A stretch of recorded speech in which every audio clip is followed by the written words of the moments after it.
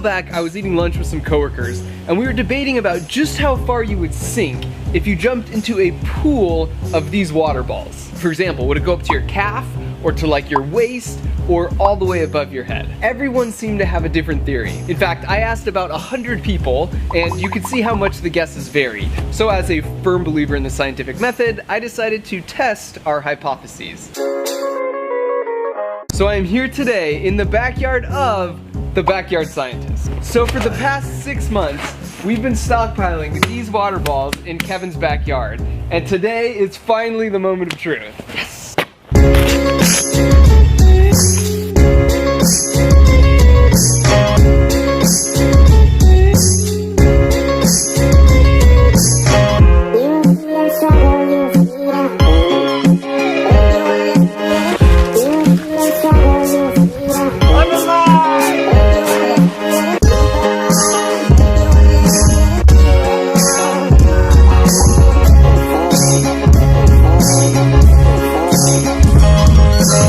Alright, you ready for this? Let's do it. So take a moment to guess in the comments below of how far you think we'll sink, and then we'll see if you're right. For the record, I think I will sink to about here. Okay, here we go. Oh my gosh. This feels so crazy. This feels like compressed on all sides, but it's so smooth and like slippery. So it looks like I was wrong by quite a bit, and we have to reject the null hypothesis.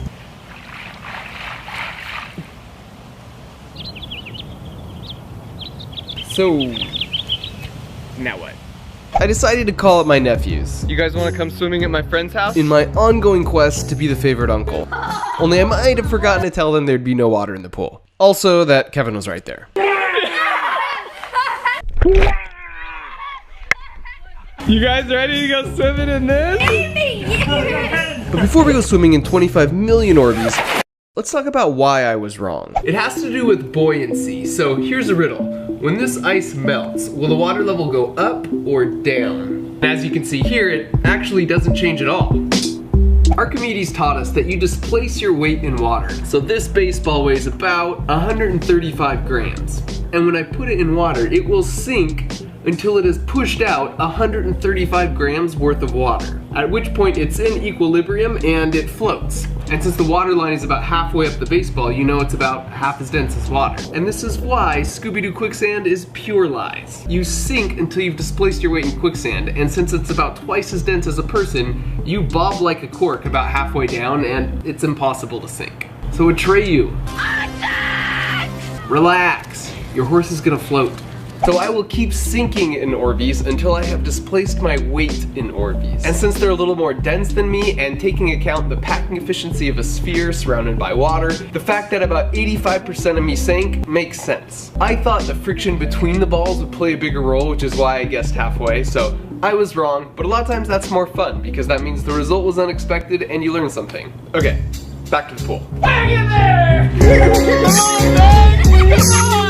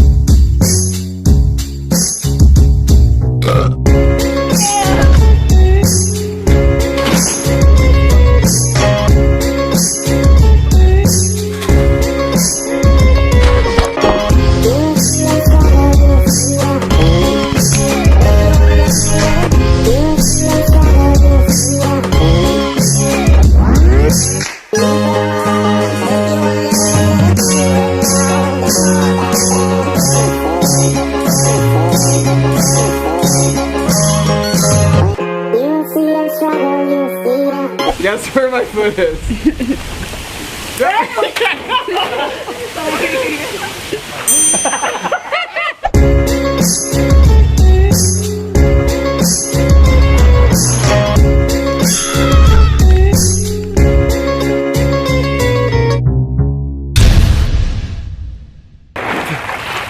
So a huge thanks to Kevin for letting us use his pool. He actually also made a video. We did 8 crazy experiments with a pool full of water balls. So go check that out because his footage is amazing as always. I also want to thank Squarespace for helping to make this video possible.